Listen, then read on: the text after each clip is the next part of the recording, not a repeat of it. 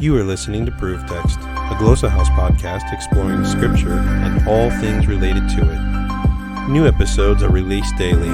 For more information, check out glossahouse.com and subscribe to our channels on Spotify and YouTube. Welcome and enjoy. Hello, welcome back to Proof Text and GrammarPoint within Proof Text. This is Fred Long, and we're doing a deep dive into purpose constructions. We're continuing to look at purpose constructions. What's happening in the last couple episodes is I'm looking at like peculiar constructions. 2 or 3 episodes we looked at on the probability or possibility marker used in conditional sentences, alpha nu on. It's a little particle that construes potentiality or possibility or uncertainty or something like that. Last time we looked at a certain category, purposive ke, which I don't like the proliferation of categories, especially with things that are rather more simple than that. But we need to understand what's going on in the construction. And now we're going to look at another oddity, another oddball, relative pronoun clause with purposive force. And to me, that just sounds kind of weird until you understand what's happening. It's a way to elevate a purpose construction or to construe it in a way that gives attention to the agent.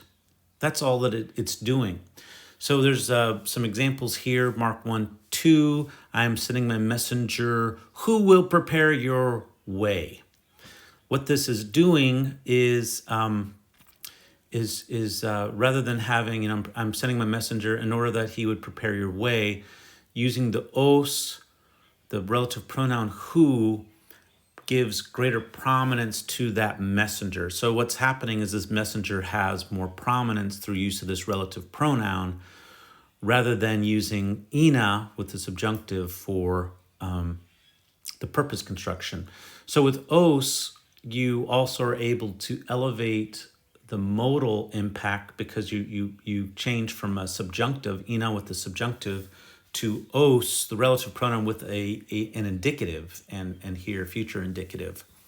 Other examples are given there. Acts 21:16, you can see that. And then 1 Corinthians 4:16, I sent to you Timothy, who will remind you of my ways. And again, the os, the relative pronoun, is a new category will be named. This is a relative pronoun of purpose.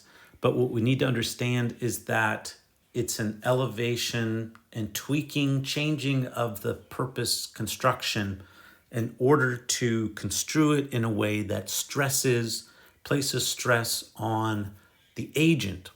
And that's exactly what is happening here. And particularly if you look at the context of 1 Corinthians 4:16, Paul is angsty, or maybe more just a little bit upset. He's upset at the Corinthians, and Timothy is his representative.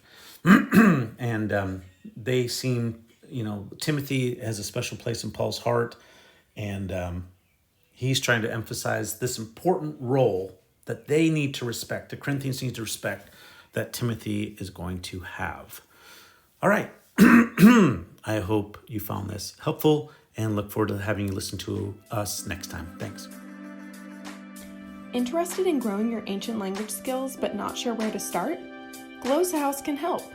From illustrated readers and short stories to lexicons and grammars, Glossa House offers a variety of resources for beginning, intermediate, and experienced ancient language learners.